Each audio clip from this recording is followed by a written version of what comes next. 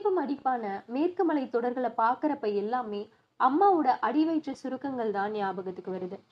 தாய்மையோட ஆகச்சிறந்த அடையாளமாவே மேற்கு மலை தொடர்கள் இருக்கிறதா சூழல் ஆய்வாளர்கள் பல பேர் குறிப்பிடுறாங்க. பூமி பரப்புல பாத்தீங்கன்னா இயற்கையை எழுதின அழகிய கவிதையா நிறைஞ்சிருக்கிற மலை கூட்டங்களை அரண் அப்படின்னு குறிப்பிடுறாரு திருவள்ளுவர். தெற்க கன்னியாகுமரியில தொடங்கி மேற்க மராட்டியம் வரை பாத்தீங்கன்னா ஒரு நிறைமாத கர்ப்பிணியா மல்லாந்து படுத்து இருக்கிற இந்த பசுமை குன்றுகளுக்கு மேலதான் மனிதர்களுக்கான உயிர்காற்று உற்பத்தி ஆகிக்கிட்டு இருக்கு. அது மட்டும் இல்ல, இங்க இருந்துதான் பருவ மாறுதல்கள் பாத்தீங்கன்னா ஒற்றை நேர்வரிசையில பயணிச்சுக்கிட்டும் இருக்கு. இன்னைக்கு மலையோட நெஞ்ச கீழின மாதிரி நம்ம பல தார் சாலைகளை அமைச்சிட்டோம்.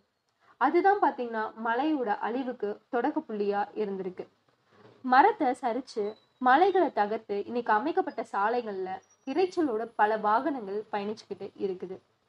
பெரும் பள்ளத்தாக்குகள், அடர்ந்த சோலைகள், பரந்த புல்வெளிகள், சரிவுகள், சமவெளிகள் இது எல்லாத்தையுமே உள்ளடக்கின அழகிய பொலிவோட காட்சி தர மலை தொடர்கள் தான் பாத்தீங்கன்னா மருத நிலத்தை பொலிவாக்கி செழிப்பாக்கி மனிதர்களுக்கு சோறும் தண்ணீரும் தந்துட்டு இருக்க அச்சய பாத்திரமா இருக்குன்னு நம்மள எத்தனை பேத்துக்கு தெரியும் சொல்லுங்க.